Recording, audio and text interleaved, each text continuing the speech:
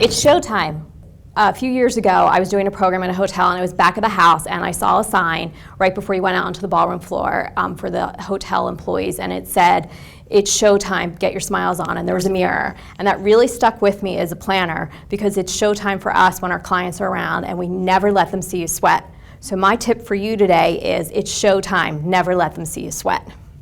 Okay, so my tip is, ignore the color on the name tag.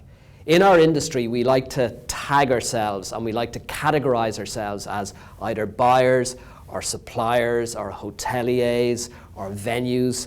And that can kind of be confusing, because then if we are wanting to target hotels or if we're wanting to target buyers or whatever, we tend to ignore everybody else. That is not a good idea. Don't do it. Ignore the name badge completely. Look at the person in the face, make eye contact, build a relationship, because ultimately this industry is all about the relationships, and those relationships will sustain you throughout your career in the industry. And just in case you think I've misspelled a word, please look at this. If I could offer any advice to new planners coming into the industry, as well as HPEC members, it would be to go with the flow. And the reason I say that is because there's so many aspects of meeting planning. You've got to learn to be flexible, adaptable, and make sure that your client knows that you're always 2 steps ahead of them.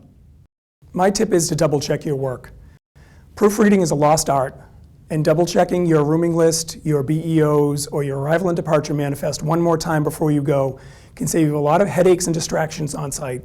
So when I attended my first FICP annual conference about 23 years ago, I was there with a colleague who had been going for several years, and she had one rule that I was surprised to hear, which was that I was not allowed to sit with her at any of the meal functions.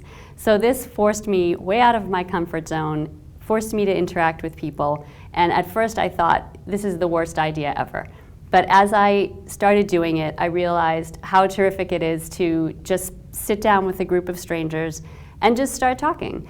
And I feel like, especially at FICP conferences where everyone's in the same industry, you know that whoever you end up sitting with is going to have something in common with you, something maybe to teach you or a question that you might be able to help them with.